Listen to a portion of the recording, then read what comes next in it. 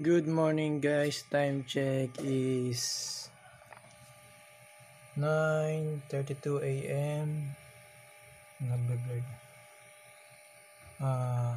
Webes, July 3. Yan.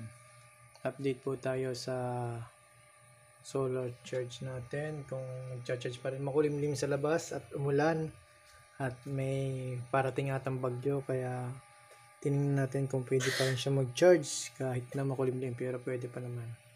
Malakas pa rin siya mag-charge. 250 watts yung solar panel natin sa taas, tapos 100 ampere hour ang ating battery na 12 volts.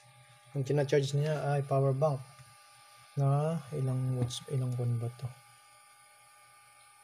Ilang capacity? 120 watts at ang capacity niya ay 60,000 mAh ang power bank na ito. So yan po ang mga china-charge niya, tapos itong cellphone yan, tsaka ito power bank na to. Yan lang kasi hanggang 4 lang ang port nito. So nakapan siya na 12 volts nga pala itong pan na to, pang computer, old computer to, so old computer ko kinalas to. Naka LVD, pan-minute to relay ng LVD yan, at saka nakailaw din siya gamit yung ilaw ng solar pa rin yan ang panahon, yung charge nya 13.4 kasi makulimlim at umulan, pero ang charge tuloy pa rin ang charge nya. 250 watts lang na solar panel. Hindi naman masyadong umiinit yung controller kasi pag malakas ang sikat ng araw, nag-iinit to. Dapat may fan din to. Pero ayos naman yung charge niya. Kasi nakakontrol lang siya. 13.7 lang yan. Hindi ko nilalampas ng 14. Hanggang 13.7 lang ang charge niya. Max na yun. Kasi 13.2 full charge na siya.